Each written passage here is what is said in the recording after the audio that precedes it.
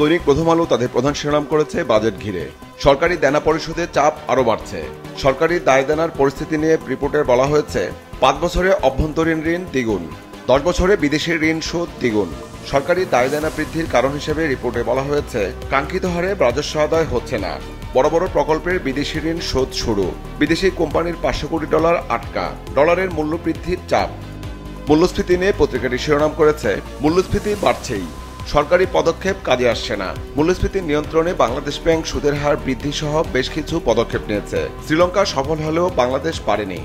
ভারতের লোকসভার ফলাফল নিয়ে পত্রিকাটি শিরোনাম করেছে মোদী প্রধানমন্ত্রী থাকছেন কিনা জানা যাবে আজ। টি-20 বিশ্বকাপ নিয়ে পত্রিকাটি শিরোনাম করেছে অবশেষে টি-20তে স্কটল্যান্ড ইংল্যান্ড আজ মুখোমুখি। দৈনিক সমকাল তাদের প্রধান শিরোনাম করেছে মালয়েশিয়ার শ্রমবাজার নিয়ে। কর্মী পাঠায় অন্যরা, শত কোটি টাকা কামায় এমপিরা, কর্মী প্রতি আদায় 1,50,000 টাকা।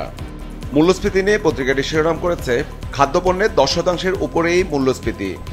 বাজেট নিয়ে পত্রিকাটি শিরোনাম করেছে কর ভ্যাটের চাপ আরও বাড়বে, খাদ্যপণ্য সহ অর্ধশতাধিক পণ্যে বসছে শুল্ক, মোবাইল ফোনে কথা বলায় বাড়তে পারে খরচ, বিশেষ হাসপাতালে চিকিৎসা খরচ বাড়তে পারে, এসি ফ্রিজ উৎপাদনে ভ্যাট বাড়ানোর পরিকল্পনা। ভারতের লোকসভার ফলাফল নিয়ে পত্রিকাটি শিরোনাম করেছে মোদির হ্যাট্রিক নাকি অন্য কেউ। দৈনিক যুগান্তর তাদের প্রধান শিরোনাম করেছে সাবেক আইজিপি বেনজিরকে নিয়ে। ধরাছোঁয়ার বাইরে বেনজিরের পরিবার, হাজির হচ্ছেন না দুদকে। 6 জুন বেনজির ও 9 জুন স্ত্রী সন্তানের পক্ষে আইনজীবী সময় চাইতে পারেন। সম্পদের হিসাব মেলাতে হিমশিম খাচ্ছে অনুসন্ধান কর্মকর্তারা। বাজেট নিয়ে পত্রিকাটি শিরোনাম করেছে মূলধনী যন্ত্রে শুল্ক বসছে। বাজেট নিয়ে ডক্টর দেবপ্রিয়ার সাক্ষাৎকার নিয়ে পত্রিকাটি শিরোনাম করেছে জটিল প্রেক্ষাপটে আসছে এবারের বাজেট। এমপি আনার হত্যা নিয়ে পত্রিকাটি শিরোনাম করেছে স্বামী স্ত্রীর পরিচয়ে ফ্ল্যাট ভাড়া সঞ্জীবায়, আদালতে সেলেস্তির জবানবন্দি। দৈনিক বাংলাদেশ প্রতিদিন তাদের প্রধান শিরোনাম করেছে লোকসভার ফলাফল নিয়ে মোদির হ্যাট্রিক না অন্য কেউ, ভারতে ক্ষমতা কাদের, ফল ঘোষণা আজ, টান টান উত্তেজনা। সোনা চোরাচালান নিয়ে পত্রিকাটি শিরোনাম করেছে সোনা হীরায় বছরে পাচার 91,000 কোটি টাকা।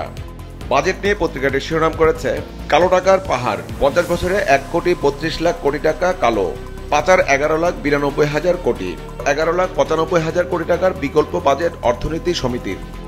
বেনজিরকে নিয়ে এক কলামে পত্রিকাটি শিরোনাম করেছে বেনজিরের সাভানা রিসোর্ট বন্ধ ঘোষণা।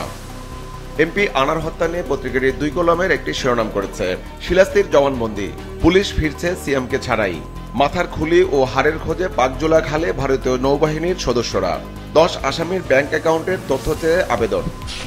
দৈনিক কালবেলা তাদের প্রধান শিরোনাম করেছে জনতা ব্যাংক নিয়ে। জনতা ব্যাংকের 69,000 কোটি টাকা 19 প্রতিষ্ঠানে। গত ডিসেম্বর পর্যন্ত খেলাপি ঋণের পরিমাণ ছিল 17,501 কোটি টাকা, যা বিতরণ করা মোট ঋণের 19.20%। চলতি বছরের মার্চ পর্যন্ত খেলাপি ঋণ বেড়ে দাঁড়িয়েছে 30,495 কোটি টাকা, যা বিতরণ করা ঋণের 31%। শীর্ষ 5 গ্রাহকই নিয়েছে 48,866 কোটি টাকা, যা মোট বিতরণকৃত ঋণের 53.60%।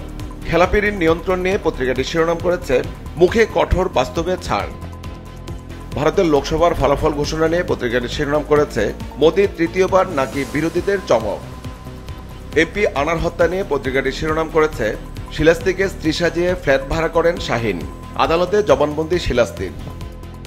বাজেট নিয়ে পত্রিকাটি শিরোনাম করেছে দাপ্তরিক কাজে সরকার ব্যয় করবে 47,000 কোটি টাকা। প্রতি বছর বাজেটের আকার, ইনফ্লেশন ও কর্মকাণ্ডের পরিধি সমানতালে বাড়ছে, ফলে সরকারের পণ্য ও সেবা ক্রয়ের ফর্দ বড় হবে, এটাই বাস্তবতা।